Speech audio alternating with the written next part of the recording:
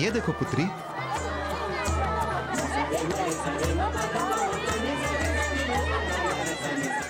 ये कंगन कितने सुंदर हैं, काश मैं इन्हें मोल ले पाती।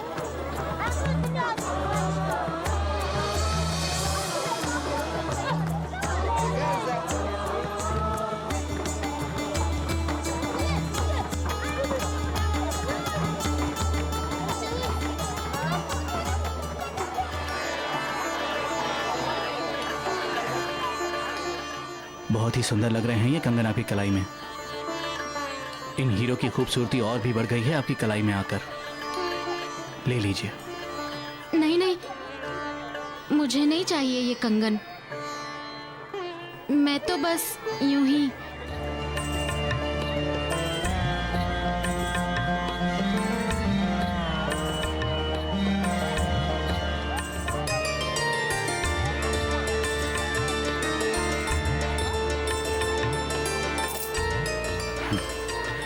दीजिए।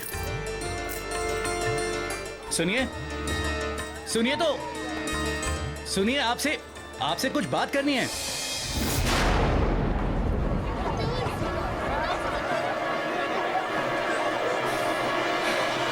ये तो ममता है। ये यहाँ कैसे पहुँच गई?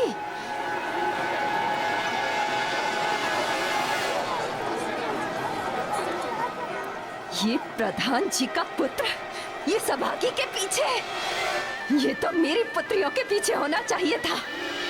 ये तो अनर्थ हो रहा है। कहाँ है मेरी पुत्रियाँ? कहाँ है? ऋषिवर, जब देवी सिद्धेश्वरी ने ममता को मेले में देखा तो पहले तो उसे अपनी आंखों पर विश्वास ही नहीं हुआ कि वो ममता है। ऐसा क्यों प्रभु? भला कोई अपने परिजन को पहचानने में कैसे भूल कर सकता है? कर सकता है ऋषिवर। और देवी सिद्धेश्वरी का ऐसा भाव करना स्वाभाविक था, क्योंकि वो तो ममता को कक्ष में बंद कर आई थी। पर उन्हें क्या पता कि ममता के साथ तो साक्षात ईश्वर है, जिनके लिए कुछ भी असंभव नहीं। फिर क्या हुआ प्रभु? कथा तो बहुत रोचक है। देवी सिद्धेश्वरी को उससे भी बड़ा आघात तब लगा जब उन्होंने राजकुमार सिद्धार्थ को ममता के साथ देख लिया और अपनी पुत्रियों को वहाँ नहीं देखा और शीघ्र अपनी पुत्रियों को खोजने निकल पड़ी। क्यों प्रभु? उन्हें उनको ढूंढने की क्यों आवश्यकता पड़ गई? वो तो राजकुमार के पीछे ही थी, फिर कहाँ रुक गई वो? रुकी नहीं थी, रोकी गई थी। रोकी गई थी?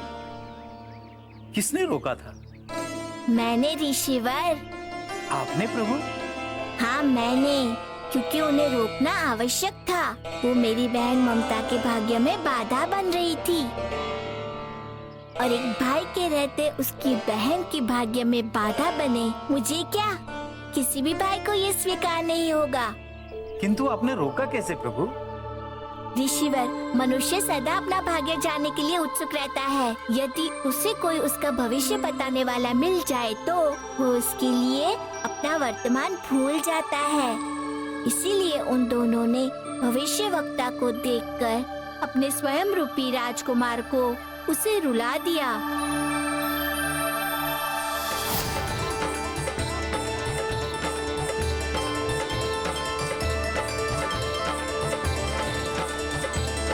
कहीं मैं कोई स्वप्न तो नहीं देख रही? कोई मुझसे भी प्रेम कर सकता है? मुझ अभागन को भी?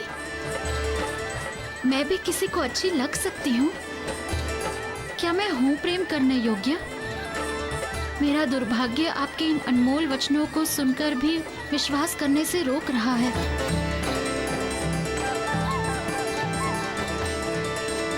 अरे सुनिए तो,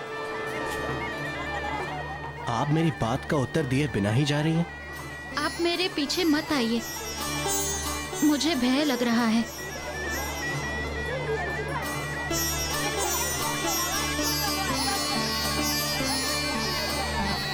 किससे? मेरा अर्थ है आप यहाँ मेले में किसके साथ आई हैं? मैं क्यों बताऊं कि मैं अकेली आई हूँ?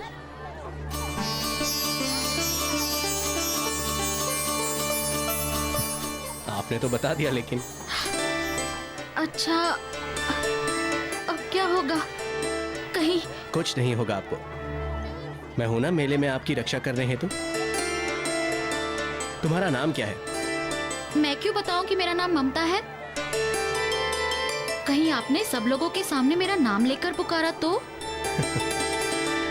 ठीक है ममता जी, मैं सबके सामने आपको आपका नाम लेकर नहीं पुकारूंगा। किंतु आपने मेरा नाम पुकारा।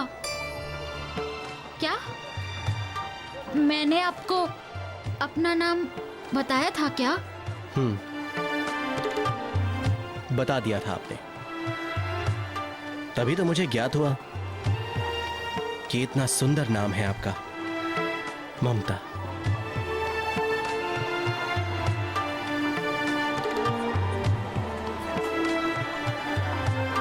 मैं ये कंगन तुम्हारे लिए लेकर आया था और ये बताने आया था कि मैं आपसे विवाह करना चाहता हूँ। और ये बताने आया कि मैं आपसे विवाह करना चाहता हूँ।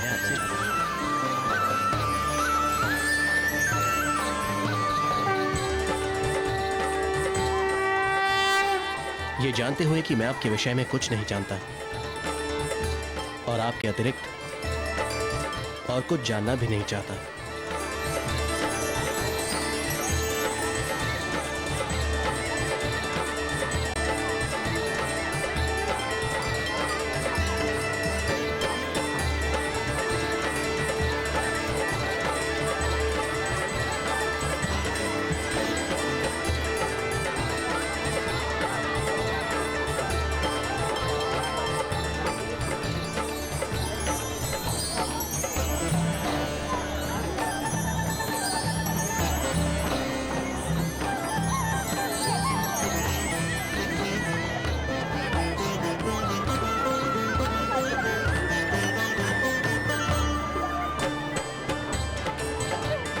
सच्चे हीरो के कंगन सिर्फ सच्चे मन की बालाओं पर ही फपती हैं।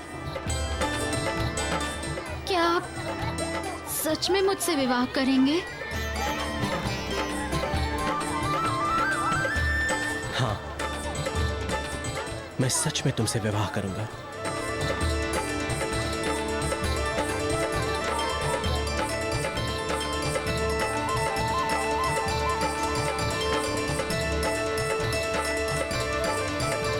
आओ मैं तुम्हें मेला घुमा के लाता हूं।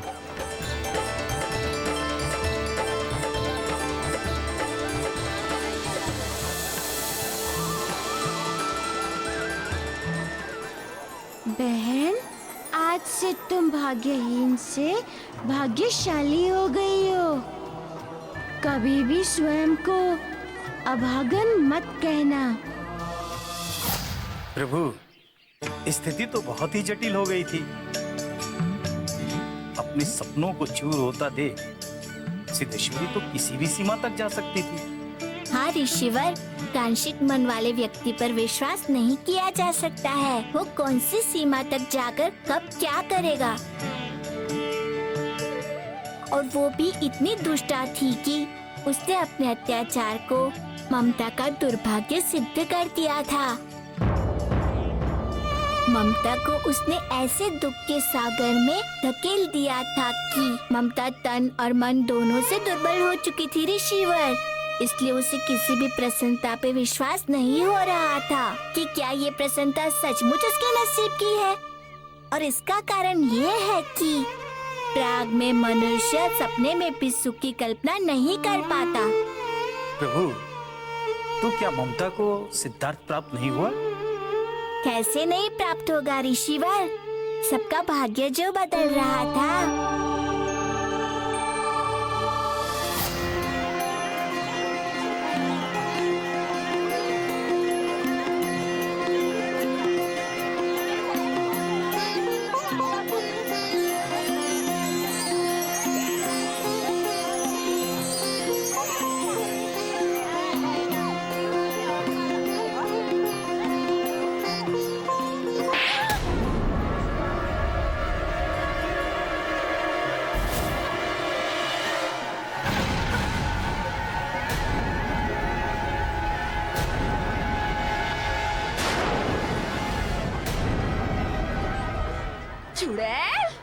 तू यहाँ कैसे?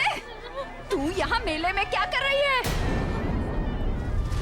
कैसे आई तू यहाँ करमजली?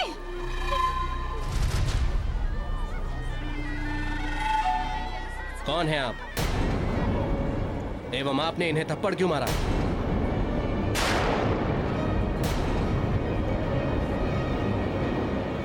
जमाता जी, ये हमारे गृह की दासी है।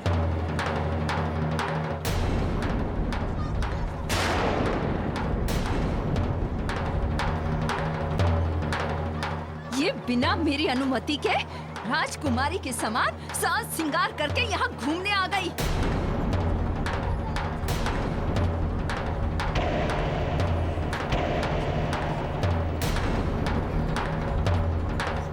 मुझे इससे कोई अंतर नहीं पड़ता।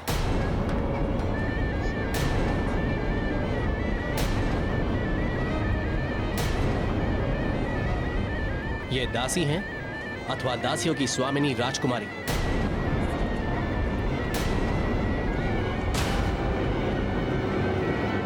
मुझे जो अच्छी लगेगी मैं उसे पसंद करूंगा, उसी से विवाह करूंगा।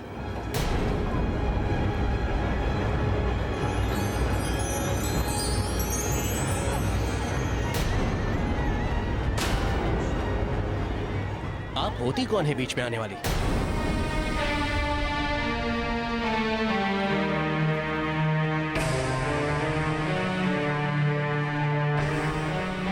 अरे मैं आपकी सासू मां जमाता जी।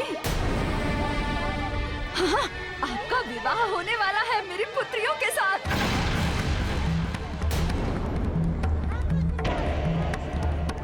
अरे अब आप निश्चित भी करने लगी? आप होती कौन है ये सब करने वाली?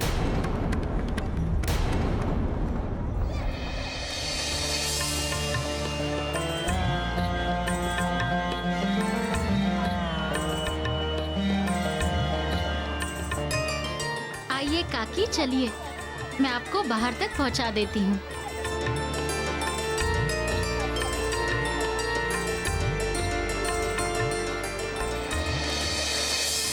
मैं विवाह करूंगा तो केवल इनसे ही करूंगा।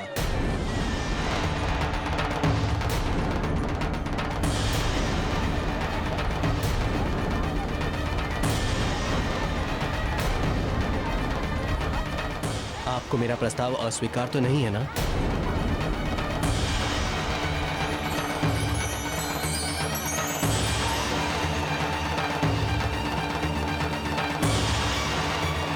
बोलिए, मेरा प्रस्ताव अस्वीकार तो नहीं है ना आपको?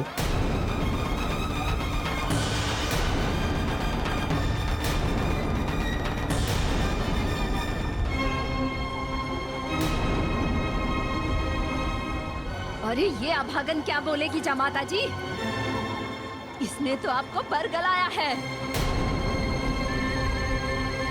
रुकिए, मैं इसे अभी ठीक करती हूँ। बस काकी बस।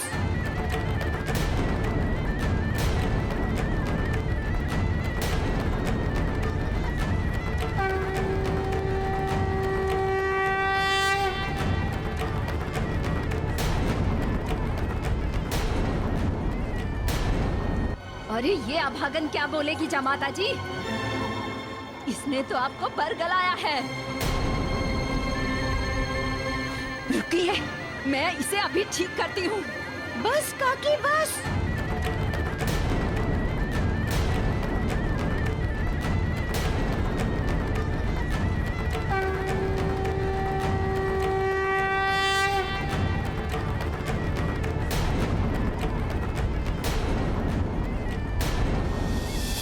धन्य है प्रभु आप।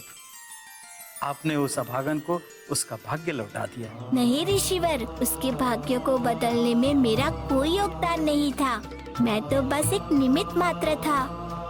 जो भी हुआ वो ममता के कारण हुआ। मैं समझा नहीं प्रभु। ऋषिवर, ममता को जो प्राप्त हो रहा था वो उसके कर्मों का फल था। उसकी धीरज एवं संयम को देखिए। उसने बुरे से बुरे समय में भी कभी किसी का अहित नहीं सोचा। साक्षात मृत्यु के मुख में जाने के बाद भी उसने अपने जीवन की चिंता नहीं की। चिंता की अपने परिजनों के भोजन की। ऐसे सीधे सरल एवं सच्चे इंसान को उसके अच्छे कर्मों का फल तो मिलना ही था। और सिद्धार्थ के रूप में उसे वही फल प्राप्त हो रहा था, किंतु उस फल को प्राप्त करने में अभी एक बाधा शेष थी, जिसका अंत आवश्यक था। बहुत कर लिया आपने इस पर अत्याचार। आपके कारण मेरी बहन ने बहुत दुख सहे हैं, और ये कोई अभागन नहीं है। आपने केवल इसे कह कर अभागन बना दिया है।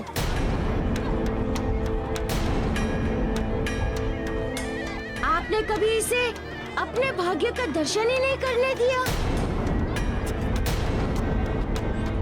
किंतु आज किसी के भाग्य ने स्वयं इसे चुन लिया है, और अब आज ये चयन करेगी अपने कर्म को। कहो ममता बहन, क्या तुम्हें सिद्धार्थ का विवाह प्रस्ताव स्वीकार है?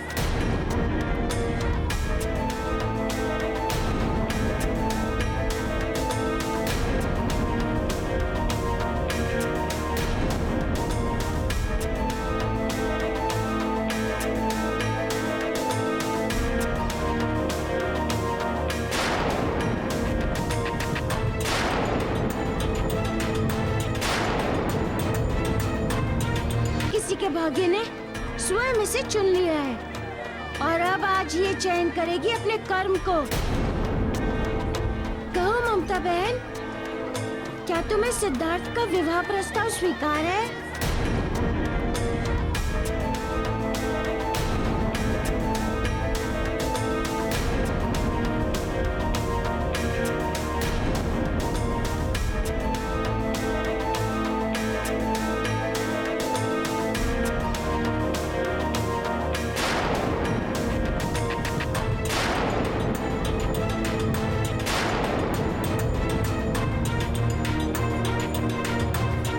जमाता जी, ये आप अनुचित कर रहे हैं।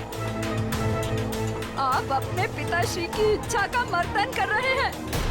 उनकी उत्कट अभिलाषा थी कि आपका विवाह मेरी पुत्रियों से हो, किंतु ऐसा कर आप... नहीं पुत्री,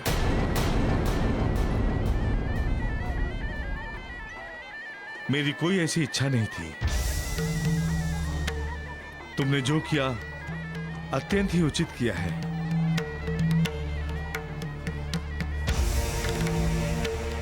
तुम्हारी इस पसंद से मैं अति प्रसन्न हूं, और तुम्हारे इस निर्णय को मैं अपनी बहू स्वरूप स्वीकार करता हूं।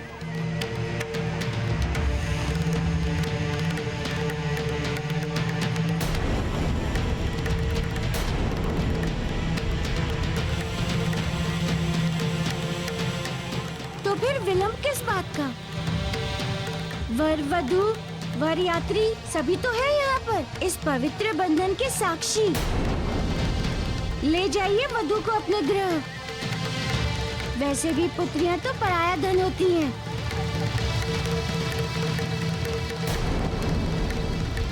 क्यों काकी, सही कहा ना मैंने?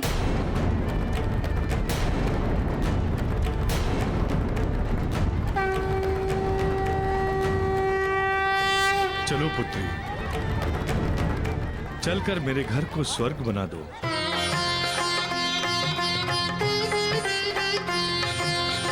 भैया मारुति, तुमने मुझ अभागन का भाग्य संवार दिया। मैं तुम्हारा ये उपकार कभी नहीं भूलूंगी।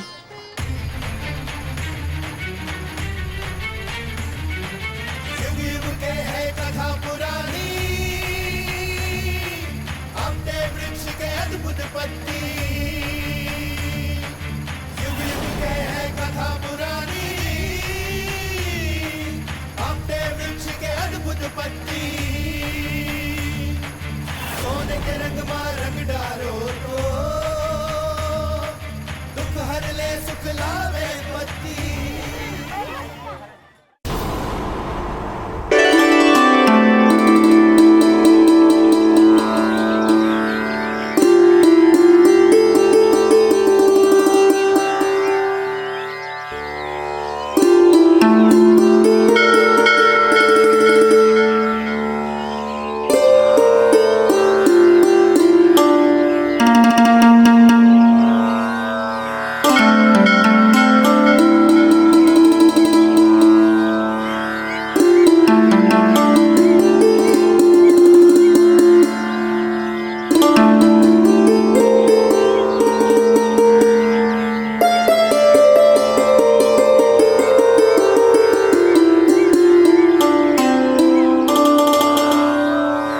ऋषिवर, विधाता ने संपूर्ण सृष्टि की रचना अपनी माया के द्वारा की थी, इसीलिए इस संसार को माया जाल कहा गया है और मनुष्य को इस माया का परीक्षार्थी। माया का परीक्षार्थी कैसे प्रभु? वो इसीलिए कि इसी माया के बीच मनुष्य की परीक्षा होती है। अब मनुष्य के विकार, मदो, मोह, माया, लोभ, काम, लोभ, क्षय, यही तो विकार उसके लिए अक्षम्य होते हैं। इसलिए इसमें लुप्त मनुष्य की परीक्षा के लिए वो सब कुछ अपनी माया से ही रचित था। में तो सत्य अवश्य प्रतीत हो रहा था, पर वास्तव में था नहीं। वो मेला, देवी सिद्धेश्वरी की वो दोनों पुत्रियां, राजकुमार सिद्धार्थ और वो सब कुछ। प्रभु, जब आप अपनी सिद्धियों की कठिन से कठिन परीक्षा में सफल हो जा रहे थे, तब भी वो अपना परिचय क्यों नहीं दे रही थी? वो सत्य आपसे क्यों नहीं कह रही थी? ऋषिवर, सत्य बताने के लिए नहीं, बल्कि अनुभूत तथा प्राप्त करने के लिए होता है। कहने का अर्थ ये कि सत्य का सर्वार्थ मनुष्य को अनुभूत होना चाहिए, तभी ही सच्चे अर्थों में मिथ्या बुद्धि, मिथ्या बोध का नाश होता है। सत्य में इतनी तेजदार होती है कि वो बिना बताई रिद्धि में जाकर बैठती है। इसलिए किसी भी सिद्धि ने मुझे अपने अथवा अपनी योजना के विषय में तब तक नहीं बताया जब तक कि मैं उसे प्राप्त करने के अंतिम चरण तक नहीं पहुंच गया। नहीं बताने के पीछे ये भेद था? हाँ ऋषिवर, और मैं आपको एक भेद भी बताता हूँ। वो क्या प्रभु? प्रथम बार लक्की माँ सिद्धि ने मुझे साक्षात दर्शन दिए थे। प्रभु, आपने उनके साक्षात दर्शन किए? हाँ ऋषिवर, ये मेरा सौभाग्य था और आपका भी सौभाग्य है कि जिस सिद्धि की कथा अंतिम कथा थी, उसे मैंने आपको प्रारंभ से सुनाया। धन्य है मेरे भाग्य प्रभु, धन्य है मेरे भाग्य।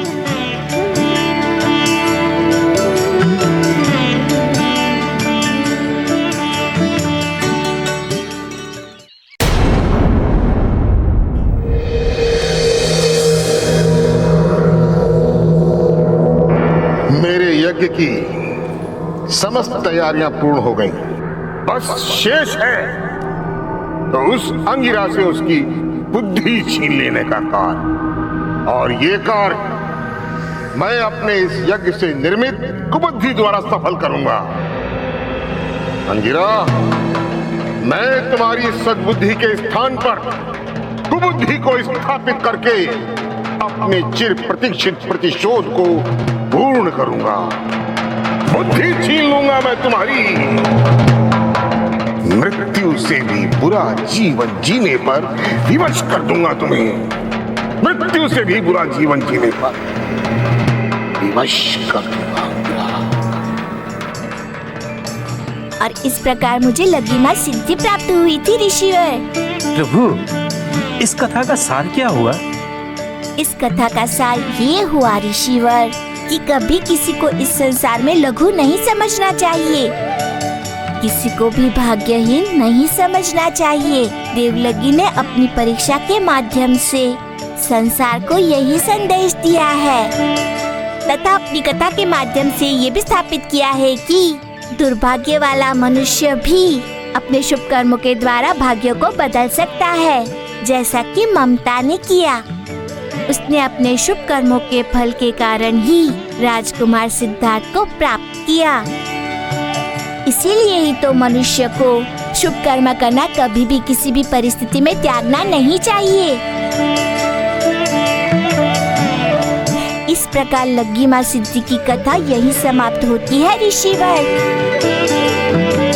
अब आप देवी लक्ष्मी का दर्शन कर इस कथा का संपूर्ण फल प्राप्त करें तथा आगे की कथा के श्रवण के अधिकारी बने।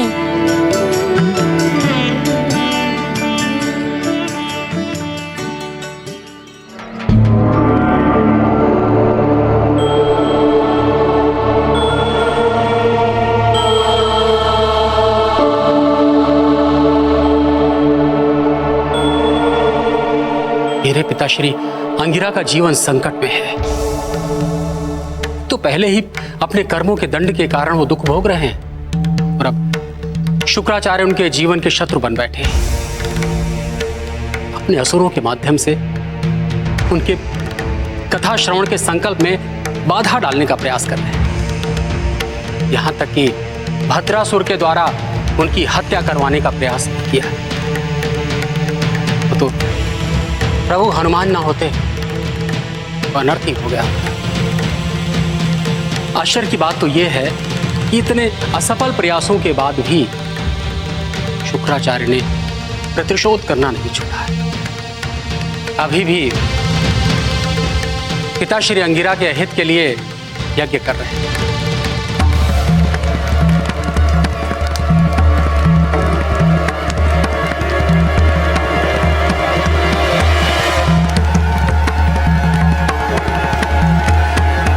मेरे पिता निर्दोष, उनका कोई दोष नहीं। जो किया है मैंने किया है, जो हुआ है मेरे कारण हुआ है।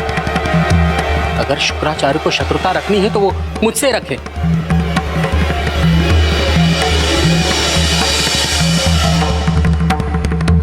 अब मुझे पुत्र धर्म का पालन करना होगा, शुक्राचार्य को रोकना होगा। परंतु कैसे कैसे रोकूंगा मैं उन्हें?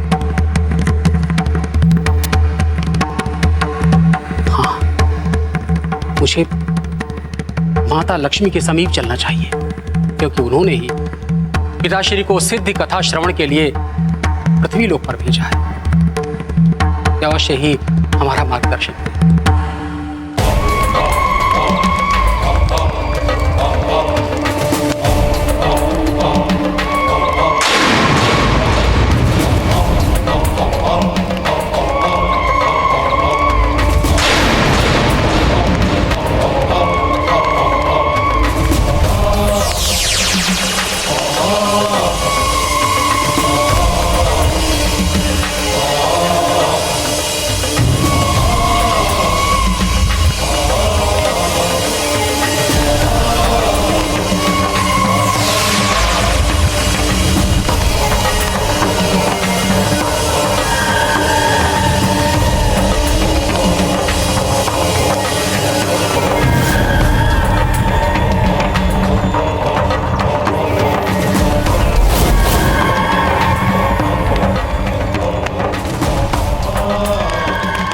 बुद्धि का प्रणाम स्वीकार करें गुरुदेव।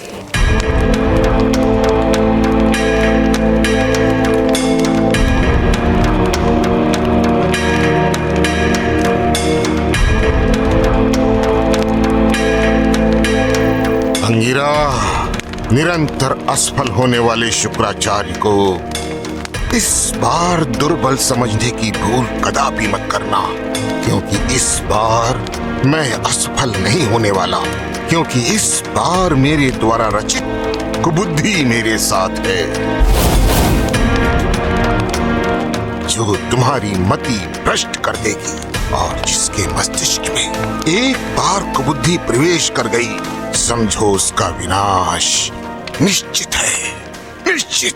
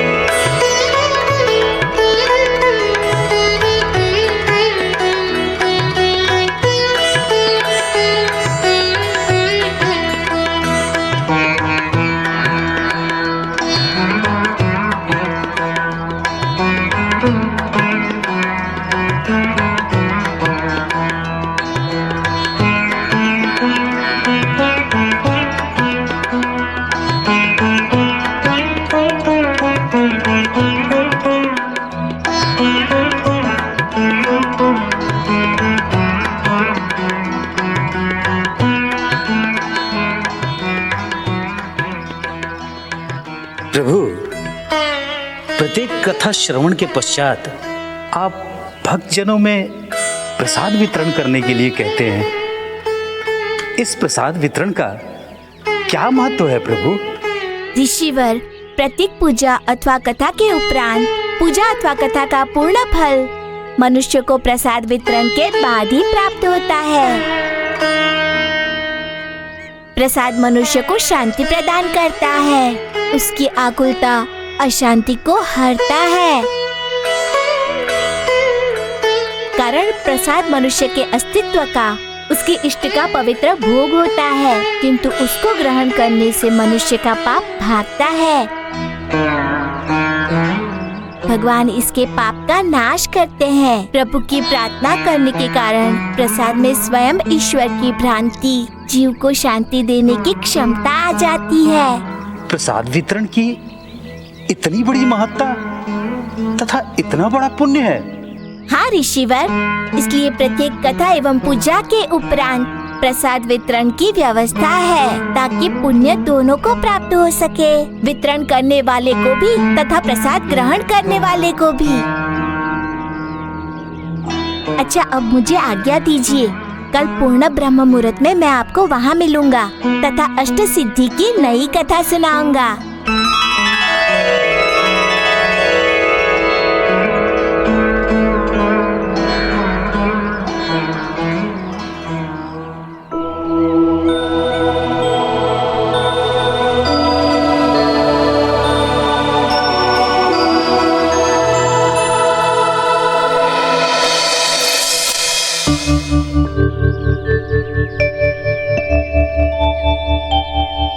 ऋषिवर, अब तक मैंने आपको वशिता, इशिता, आणिमा, लग्गिमा ऐसी पुण्यदायी कथा को कह चुका हूँ। अब आज मैं आपको प्रकट्य सिद्धि की कथा सुनाऊंगा। ये कथा अन्य सिद्धियों की तरह फलदायी है। शुद्ध मन, वचन एवं कर्मों से इसे श्रवण करने पर मनुष्य को यश, तप तथा पुण्य की प्राप्ति होती है तथा मनुष्य की सुखदायी एवं सच्चे गुण उसके हृदय में प्रकट हो जाते हैं। इसीलिए इस सिद्धि को प्रकाट्य सिद्धि कहते हैं ऋषिवर।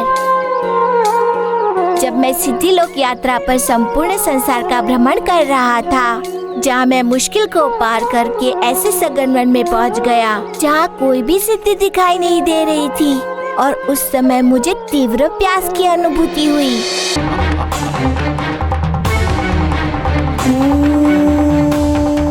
इस वन में मंत्रोच्चारण की ध्वनि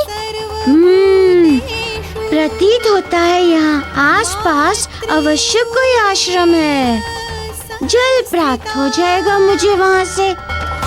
उसी ओर चलता हूँ।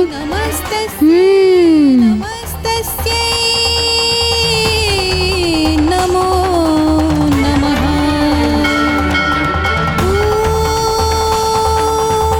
या देवी सर्वभूतेषु मातृरूपेण संस्थिता। नमस्तस्यै नमस्तस्यै नमस्तस्यै नमो नमः। ॐ या देवी सर्वभूतेषु। ये क्या? ये तो मैं विचित्र दृश्य देख रहा हूँ। ये तपस्विनी स्त्री हवन जैसा पुण्य कर्म भी कर रही है तथा विलाप भी कर रही है। ये रो क्यों रही है? नमस्तस्यै मुझे इनसे पूछना चाहिए।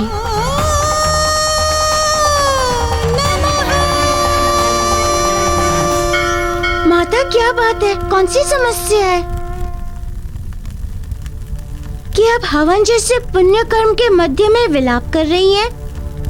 मेरे द्वारा किए जाने वाला ये हवन मेरे जीवन काल का अंतिम पुण्य कर्म है।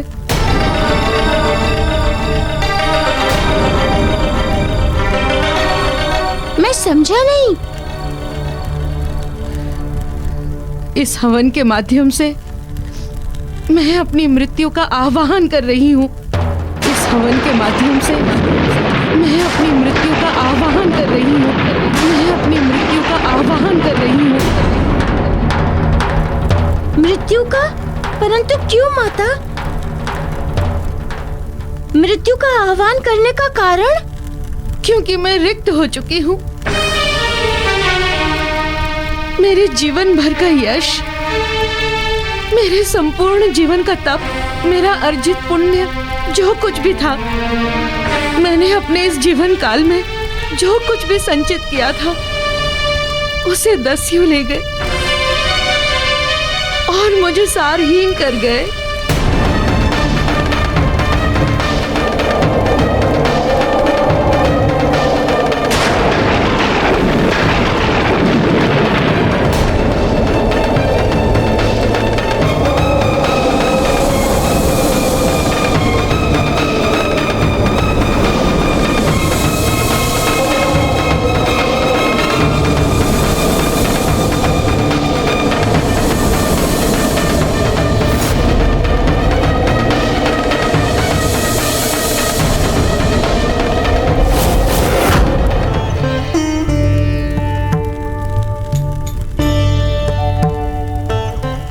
माता, आपके दोनों कानों से तो रक्त रिस रहा है।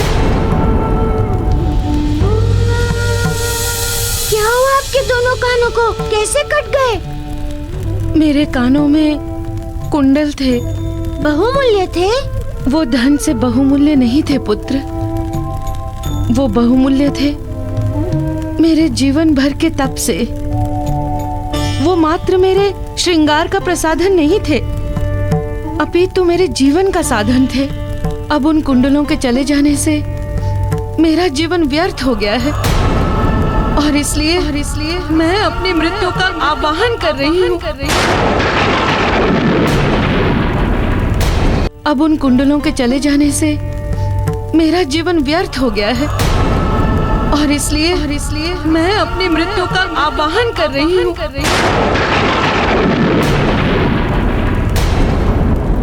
ये कुंडल किसी गलत हाथों में चले गए तो बहुत बड़ा अनर्थ हो जाएगा। माता, आपका दुख मैं समझता हूँ, किंतु मृत्यु किसी भी समस्या का समाधान नहीं है। जीवन बहुत ही अमूल्य है। मैं जानती हूँ, किंतु तुम नहीं जानते कि वो कुंडल क्या थे। वो मात्र कुंडल नहीं थे, अपितु शक्ति पुंज थे, अति शक्तिशाली। उन कुंडलों में अपार शक्ति थी। उन कुंडलों से मैं किसी भी देवता से अति सुगमता से बात कर लेती थी, उनका आवाहन कर लेती थी तथा कोई भी वस्तु कभी भी प्राप्त कर सकती थी। और इतना ही नहीं पुत्र, उन कुंडलों से मैं कहीं भी कभी भी अपने आप को प्रकट कर लेती थी और किसी भी दुखियारी का दुख हर लेती थी। अब समझा मैं आपकी व्यथा का कारण। मेरी व्यथा ये नहीं है पुत्र कि वो कुंडल चले गए अथवा मेरी शक्ति चली गई, अपितु मैं तो इस बात को लेकर चिंतित हूँ कि जिनके पास वो कुंडल हैं, वो कुपात्र हैं और वो उन कुंडलों में संचित शक्ति का दुरुपयोग करेंगे। इतना योग्य, प्रभावशाली एवं शक्तिशाली कुंडल यदि किसी कुपात्र के हाथ में गया तो वो निश्चय ही उसका दुरुपयोग करेंगे। संसार की व्यवस्था पर प्रतिगामी प्रतिकूल ही प्रभाव डालेंगे। मुझे जाकर उन कुंडलों का पता लगाना होगा तथा उन्हें वापस लाकर इन देवी को वापस देना होगा।